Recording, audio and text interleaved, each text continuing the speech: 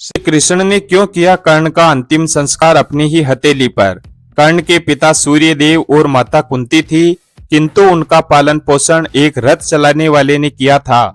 इसलिए कर्ण सूत पुत्र कहलाए और इसी कारण उन्हें वो सम्मान नहीं मिला जिसके वो अधिकारी थे। इस लेख में आज हम महारथी कर्ण से संबंधित कुछ रोचक बातें जानेंगे। क्यों नहीं चुना द्रौपदी ने कर्ण को अपना पति? कर्ण द्रौपदी को पसंद करता था और उसे अपनी पत्नी बनाना चाहता था।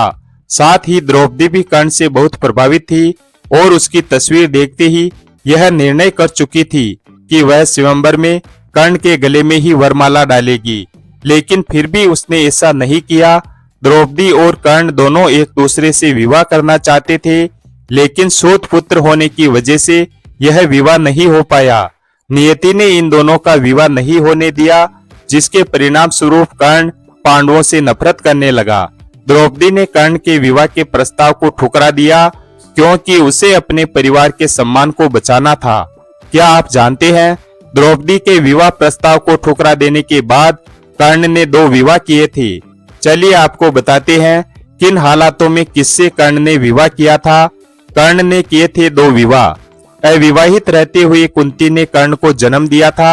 समाज के लांछनों से बचने के लिए उसने कर्ण को स्वीकार नहीं किया। कर्ण का पालन पोषण एक रथ चलाने वाले ने किया, जिसकी वजह से कर्ण को सूतपुत्र कहा जाने लगा। कर्ण को गोद लेने वाले उसके पिता अधिरथ चाहते थे कि कर्ण विवाह करे। पिता की इच्छा को पूरा करने के लिए कर्ण ने रुसाली नाम की एक सूतपुत्री से विवाह किया। कर्ण की दूसरी पत्नी का नाम सुप्रिया था। सुप्रिया का जिक्र महाभारत की कहानी में ज्यादा नहीं किया गया है। रुसाली और सुप्रिया से कर्ण के 9 पुत्र थे: वृषसेन, वृषकेतु, चित्रसेन, सत्यसेन, सुसेन, शत्रुंजय, द्विपात, परसेन और बनसेन। कर्ण के सभी पुत्र महाभारत के युद्ध में शामिल हुए थे, जिनमें से 8 वीर गति को प्राप्त हो गए और परसेन की मौत सात्यकी के हाथों हुई। शत्रुंजय, वृषसेन और द्विपात की मृत्यु अर्जुन के हाथों हुई। बनसेन की मृत्यु भीम के हाथों हुई और चित्रसेन, सत्यसेन और सुसेन की मृत्यु नकुल के हाथों हुई थी। वृषकेतु एकमात्र ऐसा पुत्र था जो जीवित रहा।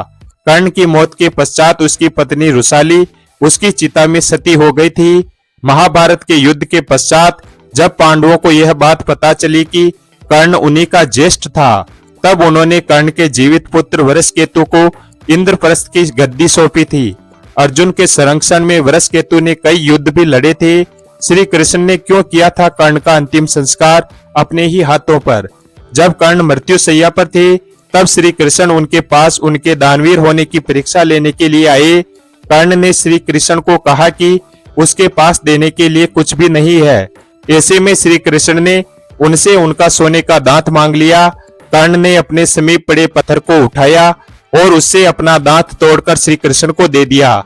कर्ण ने एक बार फिर अपने दानवीर होने का प्रमाण दिया, जिससे श्री कृष्ण काफी प्रभावित हुए। फिर श्री कृष्ण ने कर्ण से कहा कि वह उनसे कोई भी वरदान मांग सकते हैं। कर्ण ने श्री कृष्ण से कहा कि एक निर्धन सूतपुत्र होने की वजह से उनके साथ बहुत छल हुए हैं। अगली बार जब श्री कृष्ण धरती पर आए तो वे पिछड़े वर्ग के लोगों के जीवन को सुधारने के लिए प्रयत्न करें। इसके साथ कर्ण ने 2 और वरदान मांगे।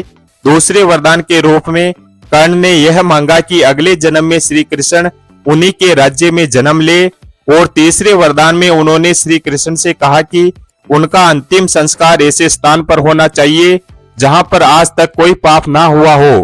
पूरी पृथ्वी पर ऐसा कोई स्थान नहीं होने के कारण श्री कृष्ण ने कर्ण का अंतिम संस्कार अपने ही हाथों पर किया। इस तरह दानवीर कर्ण मृत्यु के पश्चात साक्षात वैकुंठ धाम को प्राप्त हुए। वीडियो अगर पसंद आया हो तो वीडियो को लाइक और हमारे चैनल भोलेनाथ का भक्त को सब्सक्राइब करें और अपने दोस्तों के साथ शेयर करें। धन्यवाद। और कमेंट बॉक्स में जय श्री कृष्ण अवश्य लिखें।